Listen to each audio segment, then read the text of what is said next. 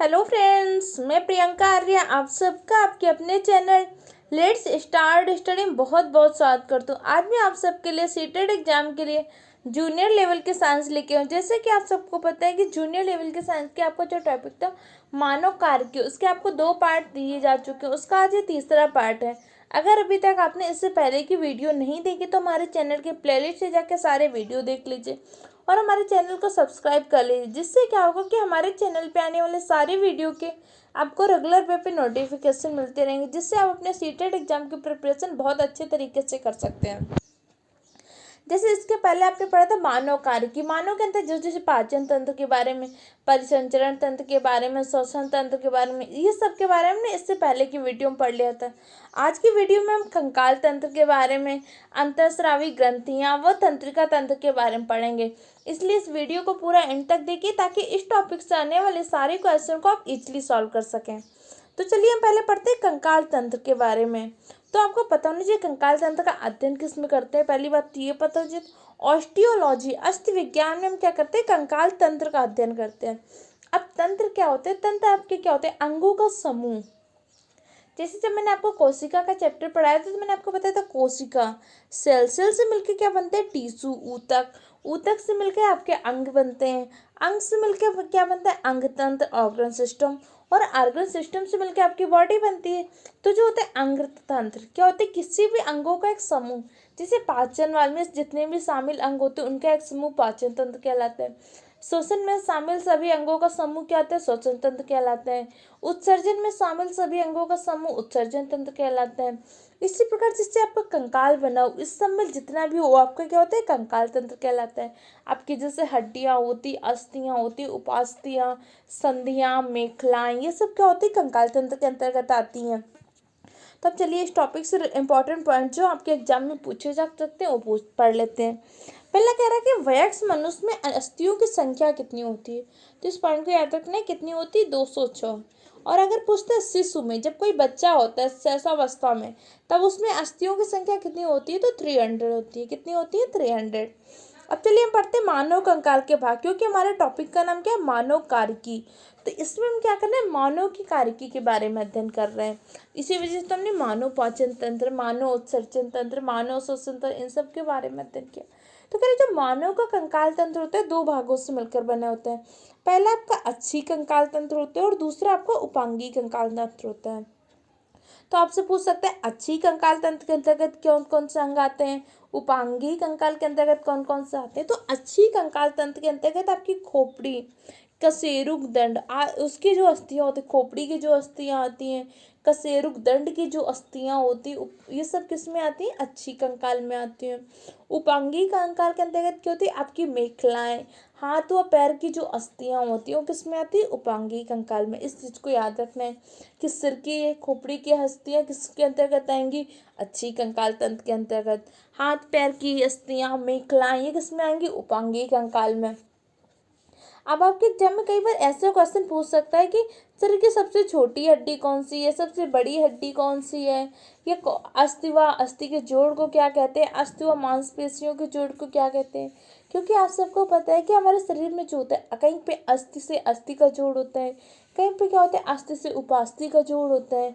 अस्थि व उपास्थि इन सब के बारे में मैंने आपको जब कोशिका वाला चैप्टर पढ़ाया था तो डिटेल से समझाया था। तो कह रहे शरीर की सबसे बड़ी हड्डी कौन सी है? तो शरीर की सबसे बड़ी हड्डी कौन सी है? फीमर। अब आपसे ऐसे पूछ सकते हैं फीमर कहाँ पे पाई जाती है? तो कहाँ पे पाई जाती है? जांघ में पाई जाती है। शरीर की छोटी हड्डी कौन सी? स्टेपस। स्टेपस आपकी पाई कहाँ जाती है? तो कान में पाई जाती है। अगर कभी ऐसे पूछ ले कान के कौन से भाग में, तो मध्य कर्ण में। लेकिन आपके एग्जाम में इतना डिटेल्स में नहीं पूछेगा, यही पूछ सकता है कि कहाँ पे पाई जाती है। तो कहाँ पे पाई जाती है? कान में। अब जैसे मांसपेशी व अस्थि का जोड़ होता है उससे क्या कहते हैं? मांसपेशी व अस्थि के जोड़ को टेंडन कहते हैं। क्या बोलते हैं? टेंडन कहते हैं। और हमारी जो भुजाएं होती है, भुजा में ह्यूमरस अस्थि पाई जाती है। तो आपसे ऐसे पूछ सकते हैं कि भुजा में कौन सी अस्थि पाई जाती है, या ह्यूमरस अस्थि कहाँ पे पाई जाती है। तो ह्यूमरस अस्थि आपकी भुजा में पाई जाती है। और आपकी कलाई में कार्पसल्स अस्थि पाई जाती है। जांघ में फीमर अस्थि पाई जाती है, जो कि शरीर की सबसे बड़ी हड्डी भी है, इस चीज को भी याद रखना है। घुटना में क्या होता है, पटेला अस्थि पाई जाती है। आपके तलवों में मेटाटार्सल अस्थि पाई जाती है। इन सब चीज़ों के नाम याद रखना है। हो सकता है कई बार क्या होता है एग्जाम में ऐसे पूछ ले। अब आपको अस्थि व उपास में अंतर पता होना चाहिए। जैसे आपकी अस्थियाँ क्या होती कठोर होती हैं, जबकि उपास्थि क्या होती है लचीली होती है।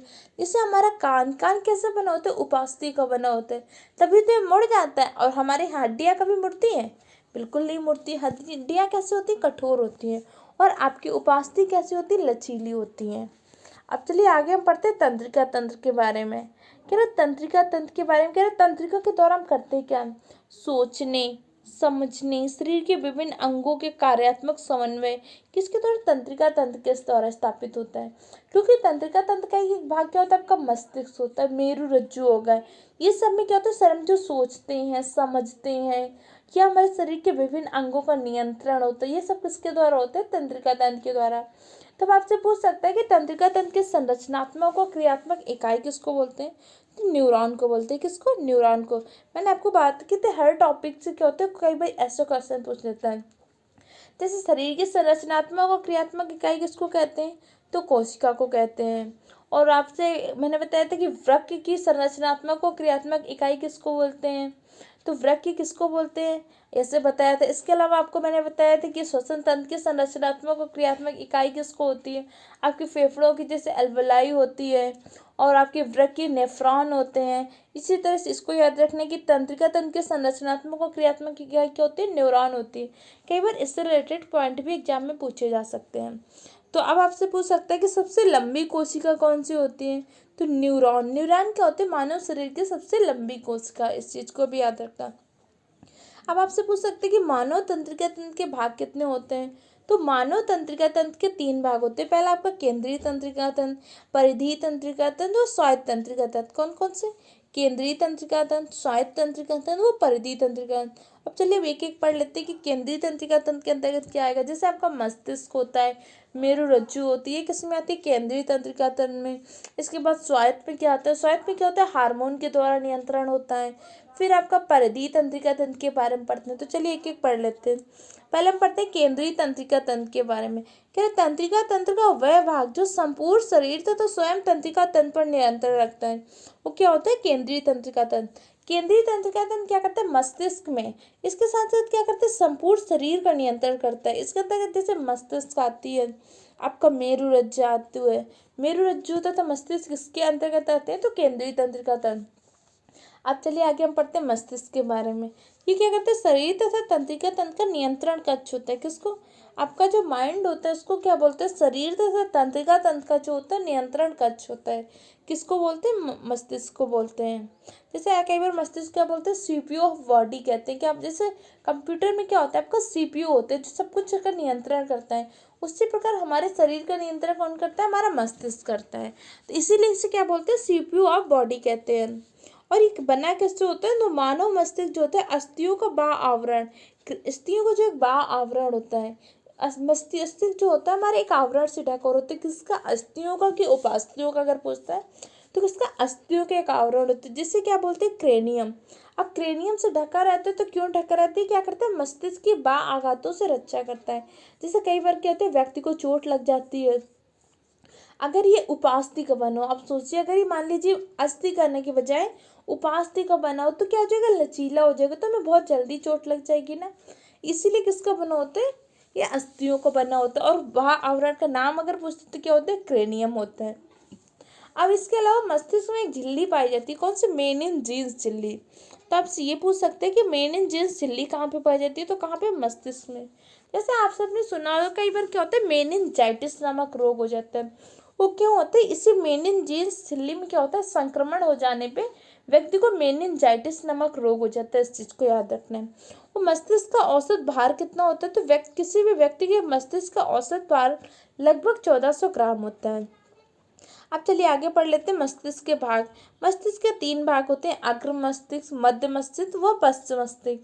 फिर इसके अलग अलग भाग हो जाते हैं, जैसे सेरिबेलम, मेडुला ऑब्लांगेटा होता है, सेरिब्रेल, हाइपोथैलेमस, थैलेमस, कॉर्टिना, कॉर्डिजेमिना, इस तरह से अलग अलग इसके भाग हो जाते हैं। तो उनसे रिलेटेड क्या होता है, आपके एग्जाम में सिर्फ भाग के ये पूछ सकते हैं कि मस्तिष्क के कितने भाग होते हैं, उनके भाग से ज़्यादा क्वेश्चन नहीं पूछ जाते। लेकिन ये पूछ सकते हैं ना कि कई बार ये किसका नियंत्रण करते हैं, श्वसन का नियंत्रण कौन करता है, ये हमारे इमोशंस होते हैं उनका नियंत्रण कौन करता है, इस तरह से क्वेश्चन पूछे जा सकते हैं। तो चलिए वो पढ़ लेते हैं। कह रहा उद्दीपन, चिंता, बुद्धि, स्मृति का केंद्र क्या होता है, सेरिब्रम। मस्तिष्क का ही एक भाग है सेरिब्रम। ये क्या होते हैं, हमारे जो उद्दीपन होते हैं, चिंता जो टेंशन लेते हैं, बुद्धि, स्मृति, हमारी मेमोरी, इन सब का केंद्र क्या होता है, सेरिब्रम होता है। दर्द, ठंडा, गर्म जो महसूस करते हैं किसके द्वारा करते हैं, थैलमस के द्वारा। इसके अलावा जो हमारे इमोशंस होते हैं या भूख का लगना, इस चीज़ को याद रखना है। हमारे जो इमोशन होते हैं जैसे प्यास, भूख प्यास के अलावा जो इमोशंस हैं, प्यार, घृणा, इन सब का किसका नियंत्रण होता है, हाइपोथैलेमस के द्वारा। तो आपसे ऐसे पूछ सकते हैं भूख प्यास का नियंत्रण किससे होता है, तो हाइपोथैलेमस से। इसके अलावा जो इमोशंस होते हैं, गुस्सा, प्यार, ये सब का भी नियंत्रण किससे होता है, हाइपोथैलेमस से। और आपका थैलेमस क्या महसूस कराता है, आपको जैसे कोई दर्द होता है या कुछ ठंडी चीज़ छू लेते हैं, गर्म चीज़, जैसे कोई गर्म चीज़ छूते हैं आप तुरंत क्या होता है, अपना हाथ हटा लेते हैं। ये क्या करता है, आपका थैलेमस होता है, थैलेमस महसूस कराता है नहीं गर्म है। उसी टाइम में क्या होता है, आपकी तुरंत प्रतिवर्ती क्रिया हो जाती है कि ऐसा तो नहीं आप किसी गर्म चीज़ में हाथ रख देते हैं फिर सोचते हैं कि नहीं मुझे इससे हटाना चाहिए। आप जैसे ही गर्म चीज़ पे हाथ लगता है आप हाथ तुरंत हटा लेते हैं ना, तो ये क्या हो जाता है, उस टाइम पे प्रतिवर्ती क्रिया हो जाती है। और आप महसूस किसके द्वारा करते हैं, तो मस्तिष्क का एक भाग होता है थैलेमस। थैलेमस के द्वारा हम क्या करते हैं, दर्द, ठंडा, गर्म को महसूस करते हैं। अब आगे पढ़ते हैं कि दृष्टि व श्रवण शक्ति, हमारे देखने व सुनने की शक्ति, इसका भी तो नियंत्रण मस्तिष्क करता है। तो मस्तिष्क का कौन सा भाग करते हैं, कार्पोरा कॉर्डिजेमिना। कौन सा भाग करते हैं, कार्पोरा कॉर्डिजेमिना क्या करता है, देखने व सुनने की शक्ति का नियंत्रण करता है। इसके बाद हमारा सेरिब्रल पेंटिकल होता है। सेरिब्रल पेंटिकल क्या करता है, मस्तिष्क के अन्य भागों को मेरुरज्जु से जोड़ता है। क्योंकि आपको पता है मेरुरज्जु क्या करता है, सूचनाओं को ग्रहण करके मस्तिष्क तक पहुंचाता है। तो मस्तिष्क से कौन सा भाग उसे जोड़ता है, तो कौन जोड़ता है, सेरिब्रल पेंटिकल। सेरिब्रल पेंटिकल क्या करता है, मस्तिष्क के अन्य भागों को मेरुरज्जु से जोड़ता है, इसको याद रखना है। इसके अलावा सेरिबेलम, सेरिब्रेल और सेरिबेलम दोनों अलग है, इस चीज़ को याद रखें। सेरिबेलम आपके शरीर का संतुलन बनाए रखता है, बैलेंसिंग जो होती है सेरिबेलम के द्वारा होती है। इसके अलावा श्वसन, रक्तदाब का नियंत्रण मेडुला ऑब्लोंगेटा के द्वारा होता है। जैसे मैंने आपको श्वसन तंत्र में बताया भी था कि श्वसन का नियंत्रण मस्तिष्क का कौन सा भाग करता है, तो कौन सा करता है, मेडुला ऑब्लोंगेटा। और मेडुला ऑब्लोंगेटा का जो पश्च भाग होता है वही आपका क्या होता है, मेरुरज्जु होता है। अब चलिए हमने मस्तिष्क के बारे में पढ़ लिया, तो आगे हम पढ़ते हैं मेरुरज्जु के बारे में। मेरुरज्जु अभी जैसे मैंने आपको बताया कि मेडुला ऑब्लोंगेटा का क्या होता है, पश्च भाग ही आपका क्या होता है, मेरुरज्जु कहलाता है। अब मेरुरज्जु का काम क्या होता है, मेरुरज्जु तंत्रिका कोशिका से सूचनाओं को ग्रहण करके मस्तिष्क तक सूचनाओं को पहुंचाता है। जो सूचनाएं होती हैं, तंत्रिका कोशिकाएं जो आपकी होती है जैसे न्यूरॉन है, इससे सूचनाओं को कौन ग्रहण करता है, मेरुरज्जु। और मेरुरज्जु फिर क्या करता है, उसको कहाँ पे पहुंचाता है, मस्तिष्क तक। मस्तिष्क का कौन सा भाग आपको उससे अटैच था, अभी आपको मैंने बताया, सेरिबेल पेंटिकल। ये क्या होता है, मस्तिष्क से जुड़ा हुआ होता है। तो सूचनाओं को ग्रहण कौन करता है, तंत्रिका कोशिका से मेरुरज्जु। और मेरुरज्जु सूचना को कहाँ पहुंचाता है, तो मस्तिष्क तक पहुंचाता है, इस चीज़ को याद रखना। इसके अलावा मेरुरज्जु के एक और काम होते हैं, मेरुरज्जु क्या करते हैं, प्रतिवर्ती क्रियाओं को नियंत्रण करता है। तो आपसे पूछ सकते हैं कि प्रतिवर्ती क्रियाओं का नियंत्रण कौन करता है, तो कौन करता है, मेरुरज्जु करता है। अब आपको पता होना चाहिए कि प्रतिवर्ती क्रिया होती क्या है जिसका मेरुरज्जु नियंत्रण करता है। जैसे आप सरल शब्दों में समझे, आपको किसी गर्म चीज़ में हाथ लग जाता है तो आप तुरंत हाथ को हटा लेते हैं, तो ये आपकी क्या होगी, प्रतिवर्ती क्रिया हो गई। इसके अलावा आप साइकिल चला रहे हो, साइकिल चलाते चलाते अचानक आपके सामने कुछ आ जाता है तो आप तुरंत ब्रेक लगाते हैं ना, तो ये आपकी क्या होगी, प्रतिवर्ती क्रिया। मतलब क्या होता है, किसी उद्दीपन के प्रति होने वाली स्वयं व तुरंत प्रतिक्रिया को क्या बोलते हैं, प्रतिवर्ती क्रिया। किसी भी उद्दीपन के प्रति, अब आपके सामने उस टाइम पे उद्दीपन क्या था, किसी भी गर्म चीज़ में हाथ रखना, तो आपको गर्म महसूस हुआ और आपके लिए क्या उद्दीपन हुआ, आपने तुरंत हटा लिया, तुरंत प्रतिक्रिया दिखाई ना, वही आपकी क्या होगी, प्रतिवर्ती क्रिया। इसी प्रकार साइकिल चलाते समय अगर आपके सामने कुछ तुरंत आ जाता है तो आपका हाथ तुरंत ब्रेक में पहुंच जाता है ना, तो ये आपकी क्या होगी, प्रतिवर्ती क्रिया। कि किसी भी उद्दीपन के प्रति होने वाली स्वयं व त्वरित प्रतिक्रिया को हम क्या बोलते हैं, प्रतिवर्ती क्रिया बोलते हैं। अब चलिए आगे हम पढ़ लेते हैं परिधीय तंत्रिका तंत्र के बारे में। जैसे अभी आपने पढ़ा केंद्रीय तंत्रिका तंत्र, आपको पता है तंत्रिका तंत्र के 3 भाग हैं, केंद्रीय तंत्रिका तंत्र, परिधीय तंत्रिका तंत्र और स्वायत्त तंत्रिका तंत्र। तो आपने अभी पढ़ा केंद्रीय तंत्रिका तंत्र। केंद्रीय तंत्रिका तंत्र के मुख्यतः 2 भाग होते हैं, मस्तिष्क और मेरुरज्जु। तो अभी आपने मस्तिष्क और मेरुरज्जु के बारे में पढ़ा। अब चलिए हम पढ़ते हैं परिधीय तंत्रिका तंत्र के बारे में। परिधीय तंत्रिका तंत्र के अंदर क्या होता है, मस्तिष्क तथा मेरुरज्जु से निकलने वाली तंत्रिकाएं होती हैं। जो मस्तिष्क से कुछ तंत्रिका निकालेंगे, कुछ क्या होती है मेरुरज्जु से, वो किसके अंतर्गत आती है, परिधीय तंत्रिका तंत्र। इसके अंतर्गत जो तंत्रिकाएं निकलती हैं उससे क्या बोलते हैं, कपाली या मेरुरज्जु तंत्रिकाएं भी कहते हैं। कपाली क्यों कहते हैं, मस्तिष्क का एक भाग होता है कपाल में, स्फेनाइड, वहां से निकलती है तथा मेरुरज्जु से निकलती है, इसीलिए इन्हें कपाली तंत्रिकाएं और मेरुरज्जु तंत्रिकाएं भी कहते हैं। तो मानव मस्तिष्क में क्या होता है, 12 जोड़ी कपाली तंत्रिकाएं होती हैं और 31 जोड़ी मेरुरज्जु तंत्रिकाएं होती हैं। इस चीज को याद रखना है। आपकी जो कपाल तंत्रिकाएं होती है, मेरुरज्जु तंत्रिकाएं होती है, ये किसमें आती हैं, परिधीय तंत्रिका तंत्र के अंतर्गत आती है। और अगर आप ऐसे पूछते हैं कि कपाल तंत्रिकाएं कितनी होती है, तो कितनी, 12 जोड़ी अर्थात 24 होती हैं। मेरुरज्जु तंत्रिकाएं कितनी होती है, तो 31 होती हैं। अब चलिए अगला हम तंत्र पढ़ लेते हैं, स्वायत्त तंत्रिका तंत्र। तो आपसे पूछ सकता है स्वायत्त तंत्रिका तंत्र की खोज किसने की थी, तो लैंगल ने। लैंगल ने स्वायत्त तंत्रिका तंत्र की खोज की थी। स्वायत्त तंत्रिका तंत्र क्या होता है, चालक तथा नियंत्रण रहित होता है। चालक तथा नियंत्रण रहित का मतलब क्या होता है, इसका नियंत्रण कोई दूसरा नहीं करता। जैसे वहाँ पे क्या था, मस्तिष्क तथा मेरुरज्जु नियंत्रण कर रहे थे, इसका नियंत्रण स्वतः होता है। स्वतः कैसे होता है कि इसके द्वारा हार्मोन का स्रावण होता है जो स्वतंत्र रूप से कार्य करते हैं। और स्वायत्त तंत्रिका तंत्र का कार्य क्या होता है, शरीर के समस्त क्रियाओं की गतियों पर नियंत्रण रखता है। जैसे हमारे शरीर में जो भी क्रियाएं हो रही उन सब गतियों का नियंत्रण कौन करता है, कि सही गति पे होती रहती है अनवरत रूप से, तो उनका नियंत्रण करता है आपका स्वायत्त तंत्रिका तंत्र। और स्वायत्त तंत्रिका तंत्र हार्मोन के द्वारा स्वतंत्र रूप से कार्य करते हैं। अब आपको पता है हार्मोन का स्रावण किससे होता है, अंतःस्रावी ग्रंथियों से। तो चलिए आगे हम पढ़ लेते हैं ग्रंथियों के बारे में। पहले जैसे ग्रंथियां आपकी 3 प्रकार की होती है। पहली कौन सी होती है, अंतःस्रावी, दूसरी बहिःस्रावी ग्रंथियां, तीसरी क्या होती है, मिश्रित ग्रंथियां। अब अंतःस्रावी ग्रंथियों से क्या होता है, हार्मोन का स्रावण। जैसे आपकी थायराइड ग्रंथि है, पीयूष ग्रंथि है, एड्रीनल ग्रंथि, ये आपकी क्या अंतःस्रावी ग्रंथि है। बहिःस्रावी ग्रंथियों से क्या होता है, आपके एंजाइम का स्रावण होता है। जैसे लाइपेज, ट्रिप्सिन, इमाइलेज, टाइलिन, ये सारे एंजाइम होते हैं। इन सब के बारे में हमने पाचक वाले चैप्टर में पढ़ लिया था। इसके अलावा मिश्रित ग्रंथि क्या होती है, जैसे आपकी अग्नाशय, पैनक्रियाज, ये आपकी क्या है, एक मिश्रित ग्रंथि, इसके बारे में भी हमने पाचन वाले में पढ़ लिया था। तो इन दोनों के बारे में तो हम पढ़ चुके हैं। अब बच्चे क्या, अंतःस्रावी ग्रंथियां। तो इस टॉपिक में हम क्या करेंगे, अंतःस्रावी ग्रंथियों के बारे में पढ़ लेंगे, क्योंकि इन दोनों के बारे में तो इससे पहले की वीडियो में हम लोग पढ़ ही चुके हैं। अगर आपने वो सारी वीडियो नहीं देखी तो हमारे चैनल की प्लेलिस्ट से जाके देख लीजिएगा। चलिए पढ़ते हैं अंतःस्रावी ग्रंथियों की।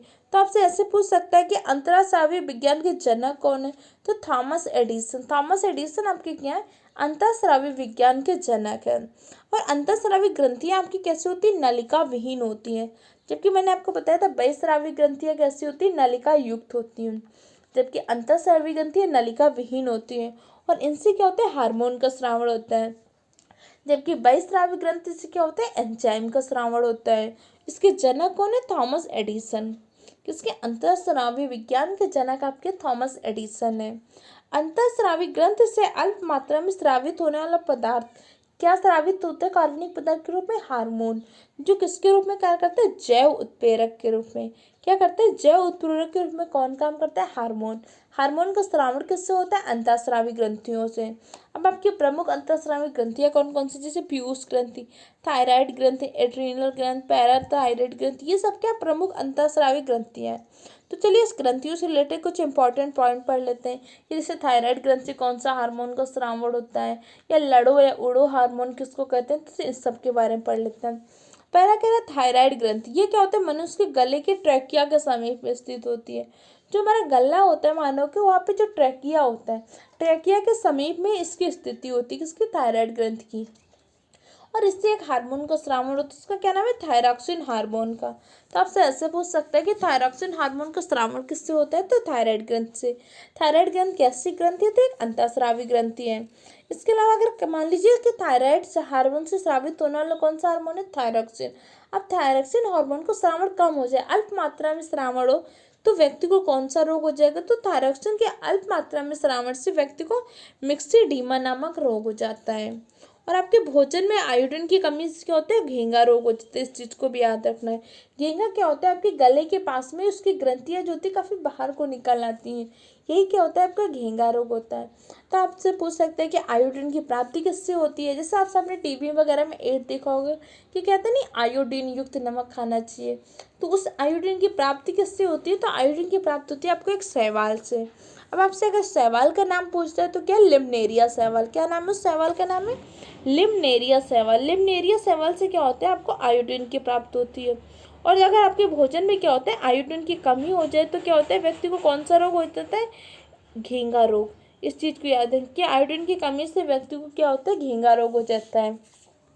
अब चलिए अगली ग्रंथि हम पढ़ लेते हैं, पीयूष ग्रंथि। इसे मास्टर ग्रंथि भी कहते हैं। इस चीज़ को याद रखना है कि पीयूष ग्रंथि हम क्या बोलते हैं, मास्टर ग्रंथि भी कहते हैं। और ये कहाँ पे स्थित होती है, तो कपाल के स्फेनाइड में। जैसे मैंने आपको बताया था क्या होता है, कपाल तंत्रिकाएं होती हैं, वहीं कपाल के पास एक भाग होता है स्फेनाइड, वहीं पे क्या होता है, पीयूष ग्रंथि स्थित होती है। और पीयूष ग्रंथि जैसे आपका एसटीएच हार्मोन, टीएसएच हार्मोन का स्रावण होता है। एसटीएच सोमेटोट्रॉपिक हार्मोन, इसको क्या बोलते हैं, वृद्धि हार्मोन भी बोलते हैं। एसटीएच हार्मोन की कमी से क्या होता है, व्यक्ति बौना हो जाता है, या इसकी अधिकता से क्या होता है, व्यक्ति की लंबाई सामान्य से अधिक हो जाती है। इसके अलावा आप यहाँ पढ़ लेते हैं एड्रीनल ग्रंथि। एड्रीनल ग्रंथि से स्रावित होने वाले हार्मोन को लड़ो व उड़ो हार्मोन भी कहते हैं। तो कई बार इसको क्या होता है, इसके उपनाम से भी पूछ लेता है कि लड़ो व उड़ो हार्मोन किस ग्रंथि से स्रावित होता है, तो किससे होता है, एड्रीनल ग्रंथि से। जैसे हम क्रोध में हो, भय में, खतरा या उत्तेजना के समय क्या होता है, एड्रीनल हार्मोन का अधिक मात्रा में उत्सर्जन होता है। जैसे कभी हम बहुत भयभीत हो जाते हैं तो क्या होता है, पसीना पसीना आ जाता है, या रोंगटे खड़े हो जाते हैं। इस तरह में कौन सा हार्मोन का स्रावण होता है, तो एड्रीनल ग्रंथि से एड्रीनल हार्मोन का स्रावण होता है, जिससे आप क्या बोलते हो, लड़ो या उड़ो हार्मोन भी कहते हो। तो इस तरह से आपके आज ये जो मानव प्रकारिकी नामक चैप्टर थी ये कंप्लीट हुआ। इसका जो थोड़ा सा टॉपिक था उसको आज मैंने आपको कंप्लीट कर दिया। इस तरह से पूरे वीडियो को देख लीजिए, इसके नोट्स बना लीजिए। और अगर आपको पीडीएफ फॉर्म में नोट्स चाहिए तो हमारा Telegram channel let's start study को सर्च करके ज्वाइन कर लीजिए। वहाँ पे आपको टेलीग्राम भी पीडीएफ फॉर्म में नोट्स प्रोवाइड की जा रही है। ठीक है, इसी तरह से हमारे चैनल पे सीटेट एग्जाम के लिए सीडीपी की क्लासेस चल रही हैं, मैथ पेडागोजी की क्लासेस कंप्लीट हो चुकी है, हिंदी पेडागोजी की क्लासेस कंप्लीट हो चुकी हैं, ईवीएस की थ्योरी क्लासेस कंप्लीट हो चुकी हैं, ईवीएस पेडागोजी की क्लासेस चल रही हैं। इसके अलावा सीटेट जूनियर लेवल साइंस की क्लासेस चल रही हैं। इसके अलावा हमारे चैनल पे सीडीपी के जो प्रीवियस ईयर क्वेश्चन पूछे जा चुके हैं टॉपिक वाइज उसकी सीरीज चल रही है, हिंदी पेडागोजी की प्रीवियस ईयर क्वेश्चन की सीरीज चल रही है, ईवीएस थ्योरी की प्रीवियस ईयर क्वेश्चन की सीरीज चल रही है। आप ये सारे वीडियो देखते रहिए, नोट्स बनाते रहिए।